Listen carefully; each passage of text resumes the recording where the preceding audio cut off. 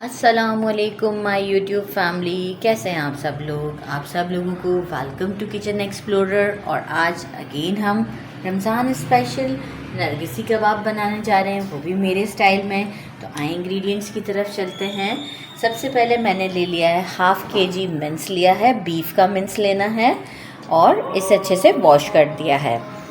और मैंने ले लिए थे 5 एग्स और इसे मैंने बॉईल कर लिया है, अच्छी तरीके से बॉईल किया है काफ़ी देर तक, तो अच्छे हार्ड हो चुके हैं। हाफ़ कप के करीब मैंने ले लिया है घी और मैंने इसे कप में ही रहने दिया है, हाफ़ कप मेजर करके।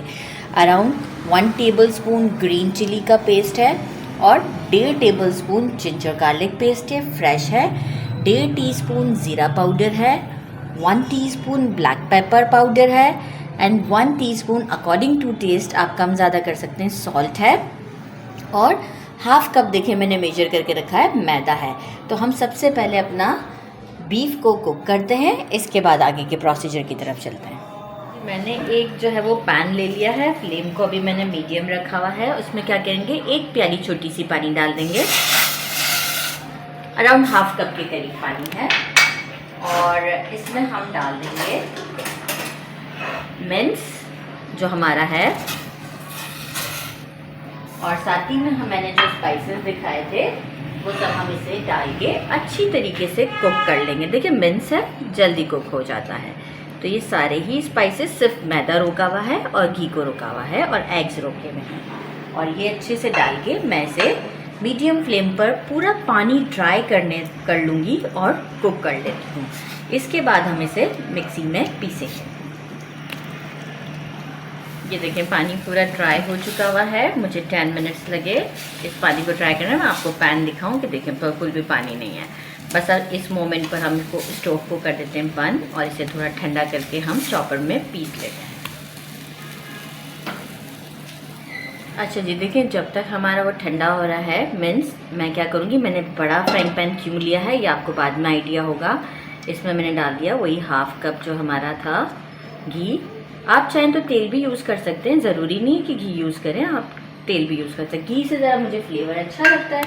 और इसमें मैं डाल दूँगी ये हाफ़ कप हमारा मैदा और इसे मैं मीडियम फ्लेम पर या मीडियम से थोड़ा सा लो फ्लेम कर लें और इसे मैं पूरा गोल्डन होने तक स्लो फ्लेम पर, जब तक कि अच्छी सी खुशबू ना आ जाए, इसे मैं रोस्ट करूँगी। जैसे ही थोड़ा सा गोल्डन की फॉर्म पर आएगा उस वक्त मैं आपको इसे शो करती हूँ। तो फ्लेम को अगर आप स्लो रखेंगे ना तो मैं कहूँगी ज़्यादा बेहतर रहेगा आपके लिए, ताकि काम हमारा अच्छा इसमें से फ्लेवर निकलेगा। तो मैं भी स्लो फ्लेम पर करके आपको शो करती हूँ। मिन्स को मैंने इसमें डाल दिया है चॉपर में और अब हम इसे अच्छी तरीके से पीस लेते हैं। थोड़ा बारीक ही पीसना है, बहुत ज़्यादा बारीक भी नहीं, लेकिन थोड़ा बारीक पीसना है। इतना बारीक मैंने इसे पीसा है, आप देख सकते हैं, राइट। इस तरीके से हमें इसे पीस लेना है। और अब जैसे ही हमारा वो मैदा गोल्डन ब्राउन होगा तो ये हम उसके अंदर मिक्स कर देंगे इसे। कि मैदा कितना गोल्डन सा हो चुका हुआ है। इस मोमेंट पर मैंने जो ये मिक्स किया था ये मैं इसमें डाल देती हूँ और फ्लेम को अब बिल्कुल स्लो पे कर मैं इसे अच्छी तरीके से मिक्स कर देती हूँ। बिल्कुल स्लो पे फ्लेम को कर दीजिएगा और अच्छी तरीके से मिक्स कर दें।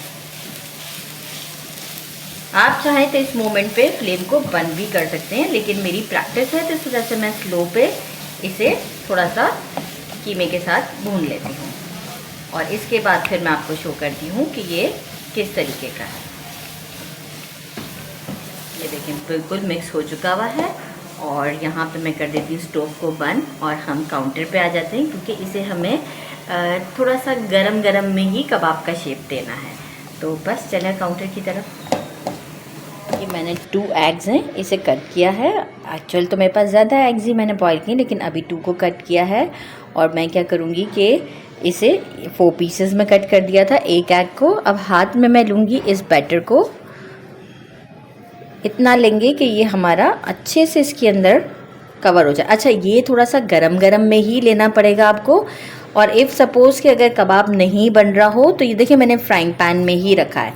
जब ये ठंडा हो जाएगा तो कबाब बनने में मुश्किल होगा। तो उस वक्त आप क्या करेंगे कि आप इसे अगेन स्टोव पर गरम कर लेंगे। तो एक एग को रख के इसे अच्छी तरीके से कवर कर देंगे। थोड़ा सा कम लगे तो डाल लीजिएगा। अच्छे तरीके से हम इसे कवर कर लेंगे। हो जाता है कवर, ये देखें। फिर इस तरीके से करते हुए 2 फिंगर्स यूं और पाम में, फिर थोड़ा प्रेस कर लीजिएगा। इस तरीके से करते हुए हम अपने सारे कबाब्स को पहले रेडी कर लेते हैं।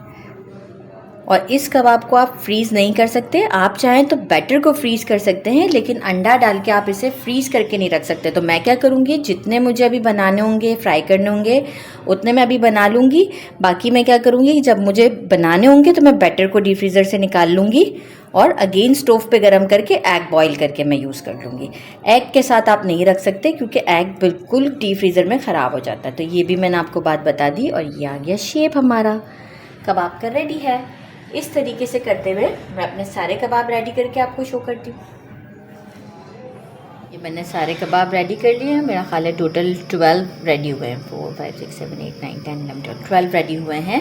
अच्छा, एग का साइज़ मेरे ना काफ़ी बड़ा था, आप छोटे साइज़ का एग लीजिएगा क्योंकि देखिए कबाब का साइज़ बहुत बड़ा बड़ा बना ना।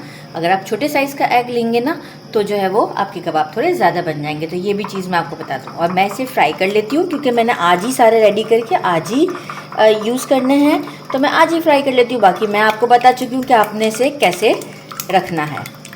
तो बस एक मैंने एग लिया है और इसे विस्क कर लिया है अच्छे तरीके से। और अब हम इसे ऑयल को गरम रख दिया, फ्राई कर लेते हैं, फिर आपको शो करते हैं, साथ में फ्राई भी दिखाते हैं।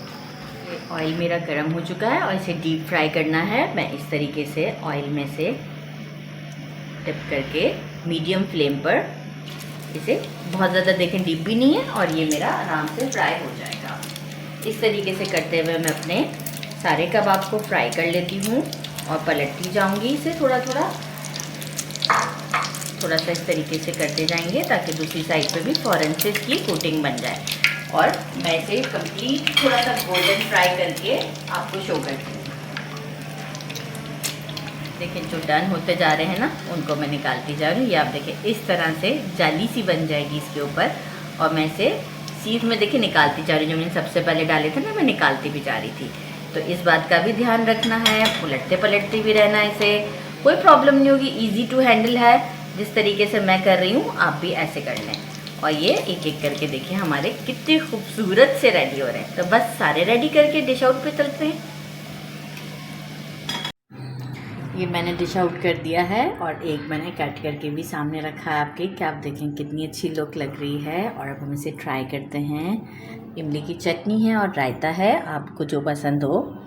बिस्मिल्लाहिर्रहमानिर्रहीम।